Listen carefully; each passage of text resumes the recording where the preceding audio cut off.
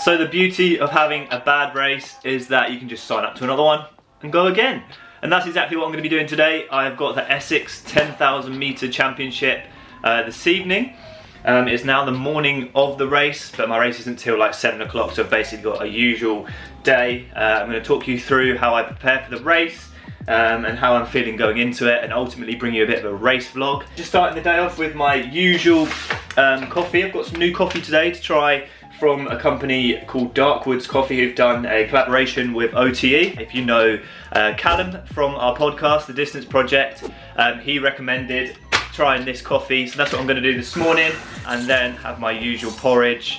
I'm going to go for a little bit of a shakeout run this morning, probably like 5-6 kilometers, nice and easy, and then get ready to race this evening at about 7 o'clock. So yeah, I'm feeling good coming into this one. Fitness is in a good place. Obviously after my last race, the 5K, if you haven't watched it, I'll leave a link to it up there. It didn't quite go to plan in terms of mentally preparing. So today I've been really focusing on getting my mentality in the right headspace to hopefully push it from the gun tonight. I've actually won this race 2 years in a row. So if I win tonight, it will be the 3rd time that I've won the race, which will be wicked. But these races typically are not like super competitive.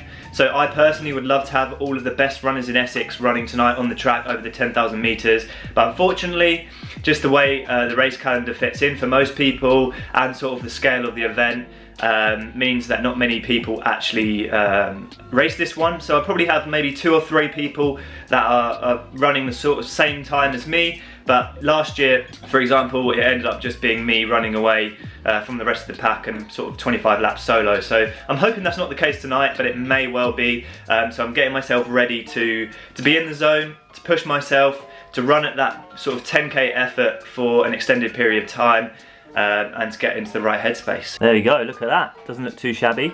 Now this is definitely the most important supplement of my morning, a bit of caffeine. But if you are interested in knowing my current supplement routine, I've got a couple of CBD and turmeric capsules here, some cordyceps mushrooms in these ones here, and then I've got a total bone and a vitamin D3 and K2 tablet. And I take these every day, so 6 tablets, it's quite a lot. These are the specific supplements if you want to check them out at all. I think I got these from Amazon. But they're all like certified, so I know they're safe to take as an athlete if that ever is an issue for you. And then yeah, these ones are from Pure Sport, the cordyceps mushrooms and the CBD and turmeric. So just got my running shoes on, gone for the Super Blast today, something with plenty of cushioning. I'm going to go for a bit of a shakeout run before this evening's race. I typically wouldn't double on a race day, but because the race isn't till 7 o'clock this evening, which is about 9 hours time, I want to just get out, shake the legs, and avoid getting antsy sitting on the sofa all day. So yeah, that's the plan. 6 kilometers, super easy running. I might do a few strides at the end, depending on how I'm feeling. I'm also going to be trying out something new from Coros today, which is this little thing you might see on my arm, which is a heart rate monitor, supposedly more accurate than the wrist-based heart rate. So we'll look forward to seeing some of the data I get from that. I've been using it for the last week and it seems to be pretty good, but I've not actually used it in a race situation. So I'll wear it tonight, hopefully get some good data across the 10k, and I'll go over that at the end of the video. But yeah, just gonna head out now at 10:39 for about 5-6 kilometers, and then chill out for the rest of the day, get some good fuel in, make sure I stay on top of the hydration, and just chill out.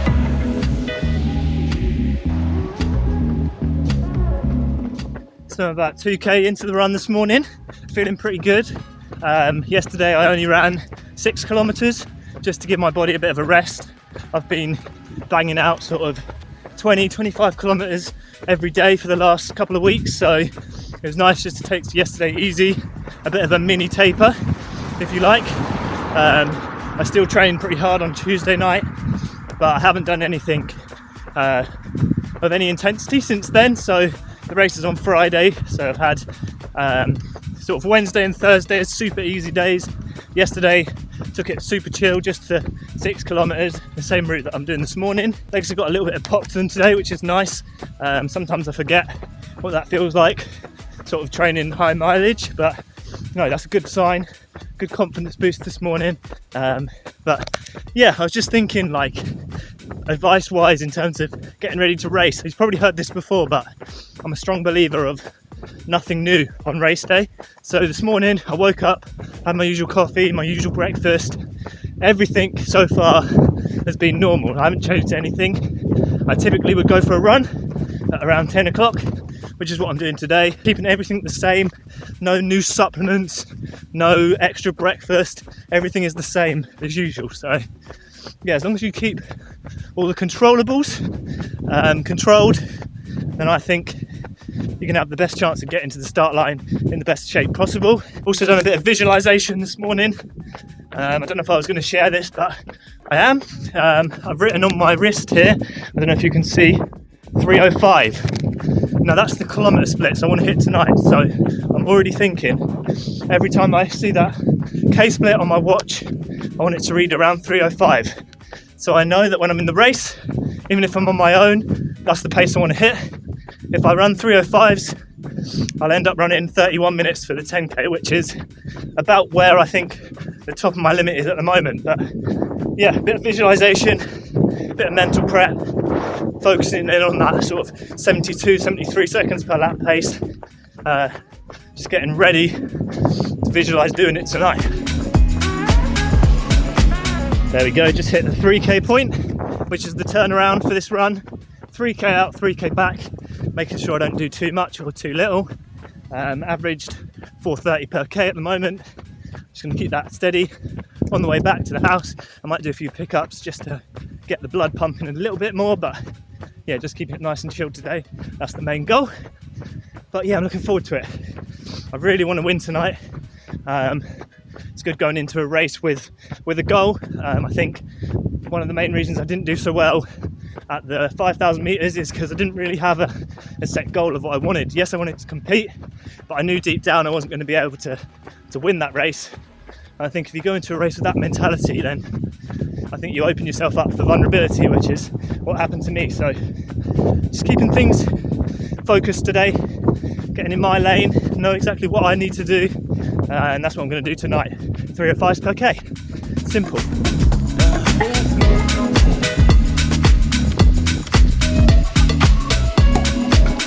So just got back from the run, 6 kilometres, a couple of strides there towards the end, just pickups to get the legs ready to rock tonight. An exciting parcel has come while I was out. Postman's kindly left it behind the pot for me.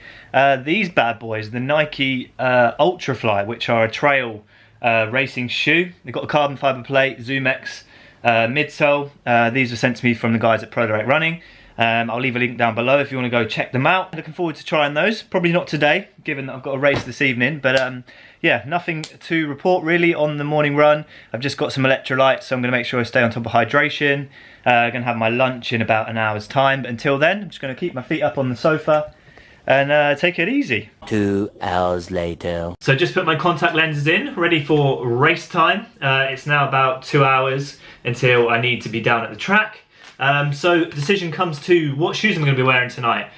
So I have to wear shoes that comply by the UKA athletics rules, under 25mm of stack height on the track, sorry, which means I've got a choice of spikes to use tonight. I've been testing both of these out in training. This is the Cloud Spike from On, and this is the LDX from New Balance. And basically from my findings, I've found that the New Balance just feels a little bit more comfortable at that 10k pace. Offers a little bit more cushioning towards the back of the shoe. Despite them both being really great, I think I'm going to go with the New Balance. I just feel a little bit more confident over the 25 laps in those, whereas the Cloud Spike for me feels a bit more comfortable at higher speeds, so more of a 3k, 5k shoe for me. But yeah, I'm going to test that this shoe over the 3k distance next weekend at my next race, the NAL. But tonight I'm going to stick with the New Balance. What I wore for my last 5k race, so I know they're comfortable. But I'm just going to pack my bag and then head down to the track.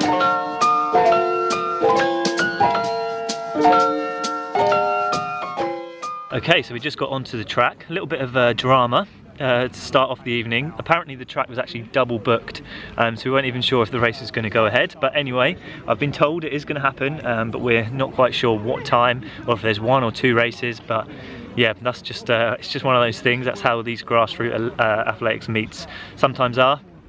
got to adapt, but it does mean that hopefully Meg will get here on time for my race, but we'll find out. But I'm just going to go find out what time the race actually is. It's now 6:30, so hopefully it's not in 15 minutes because I won't be ready. And then we're going to get started on the warm-up.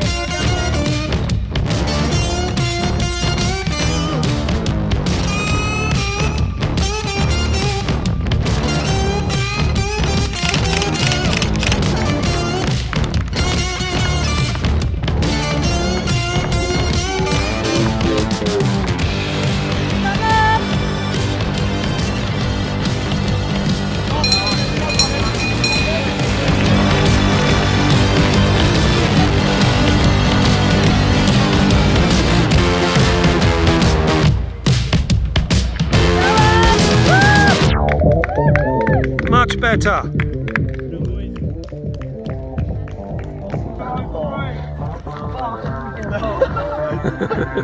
I'm not poshing, by the way. To clarify, I do not want to be associated. Hello, mate. It's a very good run. Keep filming me.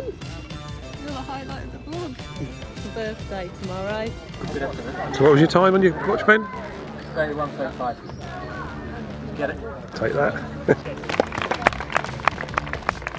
So it's a few days later. I thought I'd jump on here and quickly talk you through how the race went and show you my medal. The third year in a row, Essex champ. I was very happy to take the win on the night.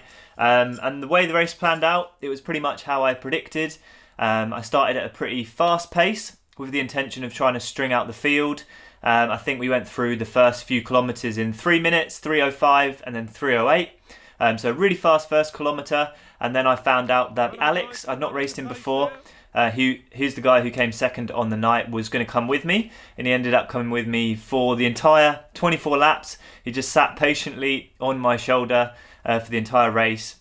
So in the middle part of the race I decided to slow things down a little bit. I was just conscious that somebody was right on my tail and I wanted to save a little bit towards the end. And yeah, that's how it planned out. 24 laps together, and then on the last lap with about 350 metres to go, so coming off that penultimate bend, I put in a bit of a kick. I felt there was a little bit of a gap between us, and I kicked for the line and finished in 31:35. Alex, who came second, he's actually a 2:21 marathoner. I didn't know this at the time, but I have been stalking him on Instagram, Gladys89 if you want to go follow him, and he won the Edinburgh Marathon this year in 2 hours and 21 minutes. So yeah, he's a great runner, so it was even better to beat him on the last lap, and he finished 7 seconds behind me. So yeah, it was a really good race. I'm glad it was a bit more competitive than it has been in previous years, but as I was saying, it would be great to hopefully convince some of the faster Essex runners to give it a go next year and just make it a bit more of an event. But nonetheless, very happy to take the win. In terms of the heart rate data, I was wearing the Coros arm-based heart rate monitor, and I found it was super accurate on the night. I'll just jump quickly onto the app and show you how it looks. So I actually started my watch a little bit late, I think maybe 2 seconds after the gun had gone. I just must have mispressed the button, so it didn't quite give me 10 kilometers, but I was using track mode and it gave me 9.98. And as you can see, that green dot there is where I started my watch and the red dot is where I finished. And it beeps every kilometer, so very accurate with track mode. And it's one of the main reasons I use the Coros. In terms of the heart rate, if I go down here to the heart rate data and just open it up, you can see from the data that I gathered, it was very accurate throughout. My heart rate for those opening few kilometers, where we were going at a real fast pace, was around 180 to 181. Then after the 3k point, when we settled down into more like 312 per kilometer, it dropped a little bit to around 177, and then towards the end it was back up in the 180s for that last lap burn up. But yeah, really chuffed with how it went. The Coros arm strap performed really well, so I'm looking forward to using that moving forward. Be good to get some more accurate data for my training, make sure I'm in the right zones for certain workouts. But yeah, thanks for watching. Chuffed to take the win, my third Essex 10,000 metre champs. If you'd like to pick up some of the hats that I've been wearing throughout this video, this one's one of the more casual ones from Team Varga, but I was wearing the feather cap earlier on in the video. Then you can use Ben is running 15 for 15% off. But until next time, aspire to run, run to inspire, and we'll see you again soon.